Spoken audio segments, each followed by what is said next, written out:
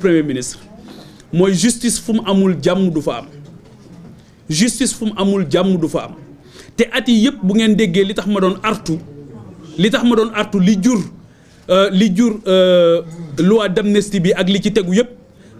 man ci ñi artu woon ngir loolu bañ a am ci laa bokk waaye gis nañ ne dégluwuñ ñu woon ba loolu malheureusement am na kon artu boobu laay artuwaat tey et je suis désolé de ne pas entendre la voix de l'Union des magistrats du Sénégal sur la persécution qui est faite aujourd'hui à l'endroit du ministre de la Justice loolu lu ma jaaxal la donc j'interpelle l'Union des magistrats du Sénégal ne ko il faut que mu nekk bouclier autour du ministre de la Justice bi nga xamante ni aujourd'hui moom à travers mandat bi ñu ko jox parce que le président de la République est la clé de voûte des institutions li ñu jaaxal mooy c'est ce même président de la République moom moo ñëw ne le peuple doit faire la pression sur la justice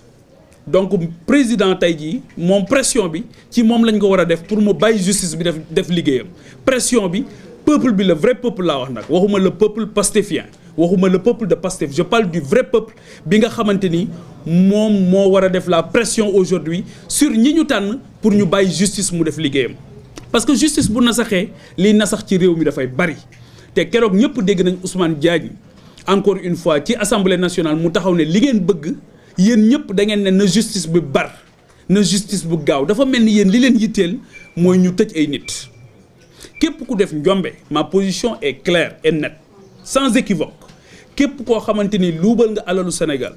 képp koo xamante ni liñ la dénkoon jël nga ko te moomoo ko képp koo xamante ni def nga naka sudul noonu ak foo mën a bokk na yoon def liggéeyam ñun loolu mooy suñu position parce que jàpp nañ ne li ñëpp bokk ñenn rek waruñu koo jël daal ne ko dëndeex di seetaan nit ñi parce que loolu jàpp nañ ne du njub te du yiw te loolu sellut donc li sell mooy ñu jël li nga xamante ni moom la ñëpp moom ñu delloo ko askan wi waaye justice bi nga xamante ni ñëpp ko bokk it warul am xàjj ak seen te li ñu gis nag mooy justice tey képp koo xamante ni le premier ministre digoon na la kaso yaa ngi mos kaso soo demul it yaa ngi ci yoon wi loolu nag ñoo ngi alerté moo tax démb ma ne ko buñ la kenn gëmloo ne da nga am ay noon ci réew mi bu la kenn gëmloo ne da nga am ñu la bañ ci réew mi yow benn noon nga war a am mooy képp ku noonoo Sénégal ñun nag dañoo gis ne te commencé nañ ko bi ñu ñëwee tous les magistrats yi nga xamante ni identifié nañ leen ne bokk nañ ci ñi leen xañ ñu nekk candidat wala mu nekk candidat magistrat yooyu tey ñii nga Tamba ñii ngi feneen ak feneen foo xamante ni jàpp nañ ne dañ leen a sanctionné loolu moom mooy dëgg c'est la vérité c'est factuel comme on dit donc ñooñu tamit jàpp naa ne tey war ngeen presse bi surtout war na mën a comprendre ne loolu àndul ak rupture donc ñooñu c'est de dignes fils du Sénégal qui à un moment donné ont rendu des décisions de justice donc ñi fi nekkoon démb ñoom ñoo fi nekk tey ba tey donc il faut que ñu am mandute ci justice bi mooy la balance il faut que justice bi mën a balancer mën a ànd ak mandute bu mat sëkk justice boobu toujours mooy li ma wax léegi képp koo xamante ni premier ministre digoon na la kaso yaa ngi dem kaso képp koo xamante ni wane na ne yéene na nga dem kaso gis nañ ne boo demul kaso mer na ba mere ñi yor justice bi te loolu ma ciy bàyyi xel ñaari nit muy Simon Faye bi nga xamante ni gis ngeen dem mu ne nañ dañ ko def contrôle judiciaire ay caaxaan gënu koo mag tappale bu mag la waaw àndul ak maandu àndul ak yiw àndul ak njub téye nañ ko fa ñetti fan xaw ma ñeent rawatina mu nekk en temps de carême nga xamante ni ci ay tappale rek lañ ko fa teg ñi nekk ci presse bi yëpp xam nañ ne Simon ci ñi gën a dal ci ñi gën a mandu ci presse bi la bokk di def liggéeyam avec beaucoup de rigueur donc contrôle judiciaire bi ñu def sax jàpp naa ne dem nañ ba yëg ne lii ñu def ak mandu lalu ko ñu ne nañ ko defal contrôle judiciaire keneen ki nga xamante ni jàpp nañ ko ñu koy massawu te dañ ko digoon kaso chaque jour ñu ne ko dinañ la téye mooy Abdou Nguer moom tamit ñoo ngi koy massawu fi mu nekk di ko wax ne ko jaay doole rek moom moo ko fa teg jaay doole rek moom moo ko fa teg dara tegu ko fa lu dul jaay doole parce que buñ ko reproché ne dafa am lu mu wax ci jamono bi nga xamante ni kii di président conseil constitutionnel génn na àdduna am na fi benn ministre bu taxaw wax ne l'ancien ministre des finances et du budget dañu ko rey dans des conditions atroces te kenn woowu ko ba tey kenn dégluwu ko ba tey loolu nag bu fekkee mandu la wadul bu dul mandu je laisse ça à l'appréciation des Sénégalais loolu teguwul ci njub teguwul ci mandu kon justice baa ngi jeng justice bi li ñu ci bëgg ñoom parce que démb boo ngeen déggee Ousmane ni mu wax il veut être s'auto-proclamer s'auto-désigner le président du conseil supérieur de la magistrature parce que dégg ngeen ko sax mu wax ci benn dossier boo xamante ni actuellement pendant en justice ci West African Energy ngeen dégg mu ne man maa jël dossier bi en main donc il n'est pas la justice dem leen ngeen wax ko ne nekkul moom mooy justice te loolu duñu ko nangu parce que Sénégal ni mu bindoo amul benn jamono boo xamante ni du am ay jëmm yoo xamante ni njub moo leen ñor dëgg moo leen ñor wax dëgg te yàlla sunu borom tax moom moo leen ñor yoo xamante ni koo mën a doon soo waxul dëgg dinañ la waxoo dëgg koo mën a doon soo wàccee njub dinañ la nekkoo ci njub koo mën a doon soo jubalul dinañ la jubal jubbanti nag wax ko moo gën a yomb jëf ko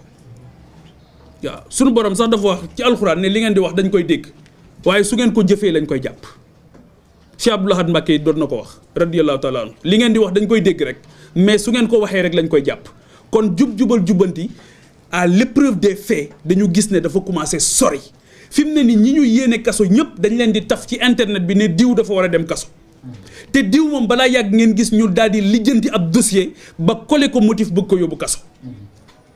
ngeen gis ci jamono boobu am ñu wax lu gën a raw loolu wax ko sax ci président de la république egg sax ci ay waajuram ba pare continuer di dox seen soxla après ça ne choque personne donc loolu jàpp naa ne il faut que ñu def ci attention encore une fois justice bi dafa bokkoon ci l'une des plus grandes promesses de ce régime l'une des plus grandes promesses ci yaakaar yi gënoon a mag ci nguur gi justice bi ci la bokkoon te bokkoon na ci promesse yooyu moo doon conseil supérieur de la magistrature kenn sexalu leen woon suukar y a même un détail qui paraît anodin mais keroog bu ngeen gisee ci conseil supérieur de la magistrature seen photo boobu ñu def ci escalier yi ça paraît anodin mais ça renseigne sur beaucoup de choses na ngeen dem ngeen xoolaat ko bu ngeen gisee président dafa taxaw premier ministre taxaw président assemblée nationale taxaw magistrat yi nekk ci ginnaaw ça veut dire beaucoup de choses c'est un pouvoir ça doit pas être une administration wax naa leen ko c'est-à-dire que il faut que aider à ce que mu arrêter nekk une administration judiciaire mais ñu dem véritablement vers un pouvoir judiciaire boo xamante ni avec dialogue bu am solo entre les institutions dinañ mën a dimbali Sénégal par rapport à ces enjeux de développement ak fi nga xamante ni foofu la bëgg a dem mais en l'état actuel on sent une volonté manifeste de l'exécutif pour que le judiciaire nekk à sa solde c'est inadmissible li ma doon wax léegi bala may dellu si ci troisième point bi nga xam mooy ndar képp sunu ndaje mi gis naa ñàkk yitte gu mag ci ñi jiite réew mi li ko waral mooy gis naa fi ay borom këru liggéeyukaay yoo xamante ni seen conférence de presse kenn ci ñoom deful conférence de presse pour waxe fi nga bëgg a jëlee liñ la dénk ak fi nga ko bëgg a yóbbu da ngay def conférence de presse pour licencier ay nit ma ne ñii ñoo ñàkk yitte yow gor gi nga remplacer foofu lu métti moo ngi doon fay salaire lu métti la responsabilité la vocation première de la société moo ngi doon ci góorgóorlu kéem kàttanam yow jëlee woo ko foofu yóbbu ko fu gën a kawe mais da ngay def conférence de presse pour licencier ay nit loolu ñàkk yitte la yow jàpp naa ne seen yitte waxuma la sax ñàkk yitte mais dafay wane sax ak bañ a ak ñàkk njàmbarte goo xamante ni feeñal nañ ko ak télé goo xamante ni télé gu mat sëkk la loolu nag Sénégalais yi leen faloon jàpp naa ne gis nañ li nga xamante ni moom lañ ci war a àtte beneen ñàkk yitte bi ma gis mooy dégg naa leen ñuy jooy bor bi rek loolu encore une fois emprunt obligataire bi ñu def fi mu ne ci 405 milliards yi ñu levé au nom de la transparence aussi ñunu bëgg nañu xam ñi nga xamante ni tamit ñoom ñoo ci dugal seen xaalis au nom de la transparence bëgg nañ ñu xam ñan ñoo ci def seen xaalis ñooñu fan la ñu bokk ci yan condition lañ ko joxe Sénégal loolu yëpp c'est au nom de la transparence parce que on veut jouer la carte de la transparence jusqu'au bout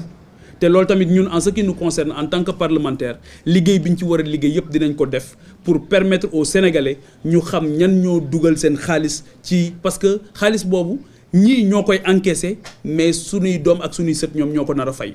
loolu aussi jàpp naa ne loo xamante ni lu am solo la donc bor réew mooy leb réew mooy leb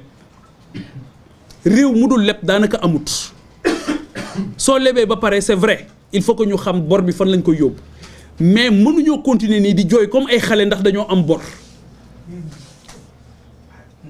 buñ lay fal ñun li tax ñu fal leen li tax sénégalais yi tànn leen mooy jafe-jafe yi ñuy continuer démb le premier ministre bi mu accès assemblée nationale di wax il était que sur le diagnostic gisuma fa leneen loolu diagnostic li mu fa wax démb dégg nañ ko ba tey bu dee lii moo ko war a indiwaat weer wii di ñëw bu dee lii moo ko war a indiwaat assemblée nationale mën naa bañ a ñëw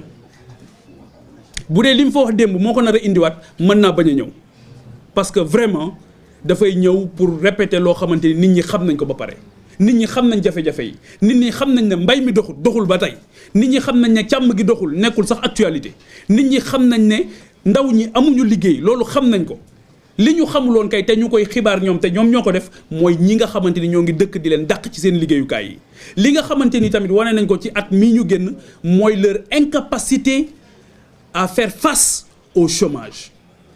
Inspection du travail gis ngeen li mu génne tey perte d'emploi yi mu génne yaakaar naa 1000 emplois la wax.